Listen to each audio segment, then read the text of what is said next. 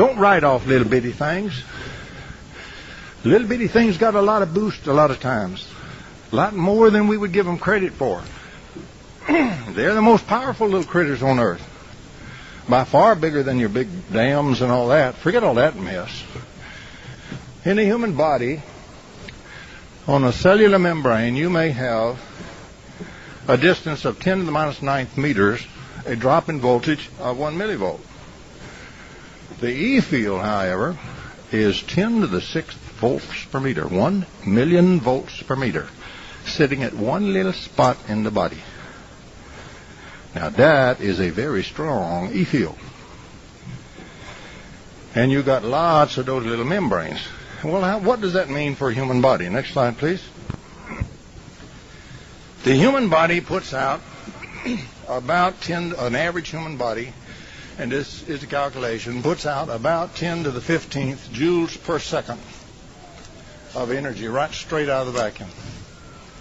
That's all those little membranes and all those little drops and all that stuff and all those little charges in the body.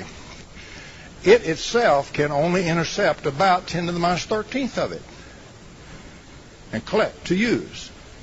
So it puts out 10 to the 15th joules per second. That would be watts if it were actually being used. It's just energy flow now. It's not being used.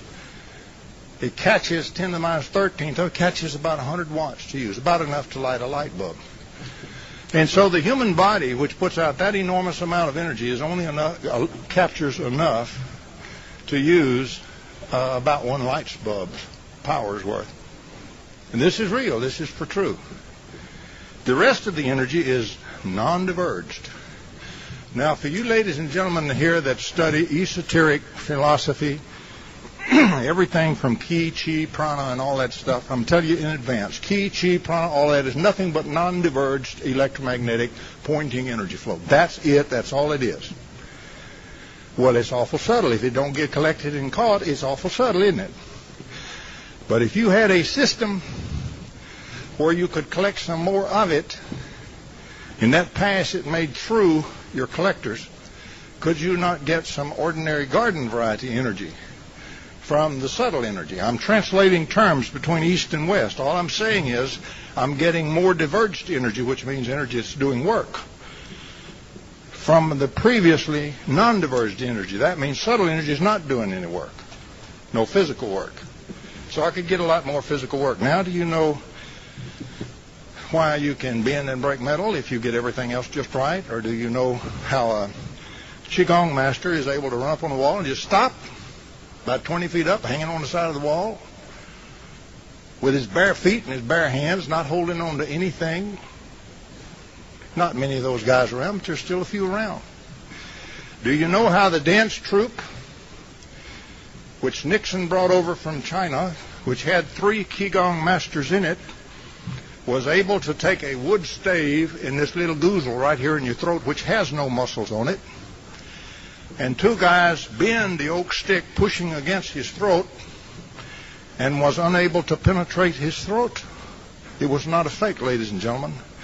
You were dealing with a human being that spent his whole life in exercises to do one thing and one thing only, gather more of that energy and use it. Now, wouldn't it be nice if we could find a way to do that without having to spend 20 years of your life sitting on a mountaintop somewhere meditating to do it? That's coming. Next slide, please. Here's the Whitaker paper that's been ignored. Every little old potential. Now, these waves, although they move up and down, are not transverse waves.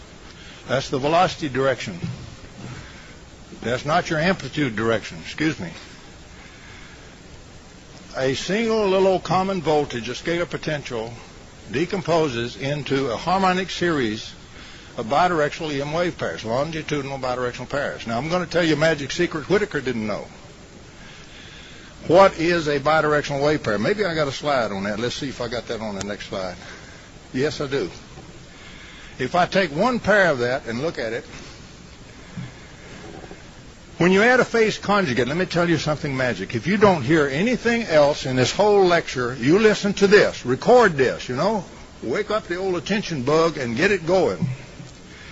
If you add a phase conjugate replica to a normal transverse wave, you convert it to a longitudinal wave. The way we model waves with the two lateral oscillations, X and Y, can be either way or both or combination.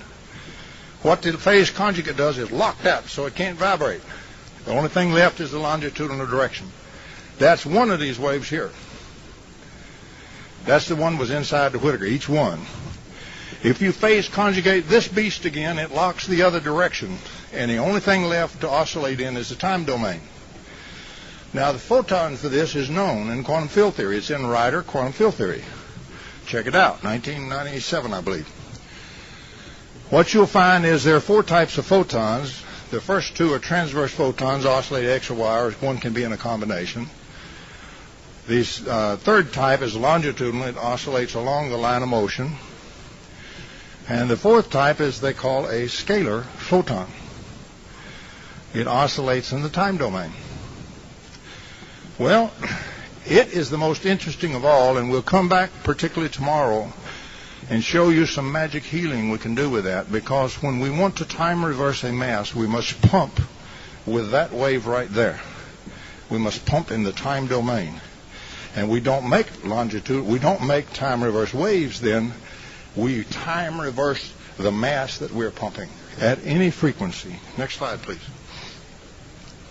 Think about that for an AIDS cell, for example, HIV virus. You time reverse every piece of the cell back to a previous state. Biologists would call that dedifferentiation. Physicists would call it phase conjugation or time reversal. End result is the HIV virus will no longer lurk in the cell. The real problem in HIV is the continuing infected cells that already have the virus's DNA in them, the genetic material. They become virus factories. You can get 99% of it, and the body does, but it doesn't get the other. And eventually that keeps changing and overcomes the body's defenses, and that leads to the eventual death of the patient. This way, by simply pumping the body with longitudinal waves, you can get every last bit of it out of there because you time reverse every cell, including all of those infected cells. Normal cell gets a little younger. Is that bad? Okay, so you lose some wrinkles on your face, like. Does anybody object to that? But the ones that were already infected will time reverse back to no HIV genetic material in them. And this was done in France, not for HIV. They didn't have it then. They didn't have the AIDS epidemic then in the 60s. It was done for cancer, done for leukemia, done for infectious diseases, and for arteriosclerosis. Next slide. Oh, excuse me. This is the one we want to use. Put that one back on. Whittaker 1904. This one was used. Showed that you can make every wave and every electric field and all that, any kind of pattern whatsoever, by the interference of two scalar potential functions. This was the beginning of superpotential theory.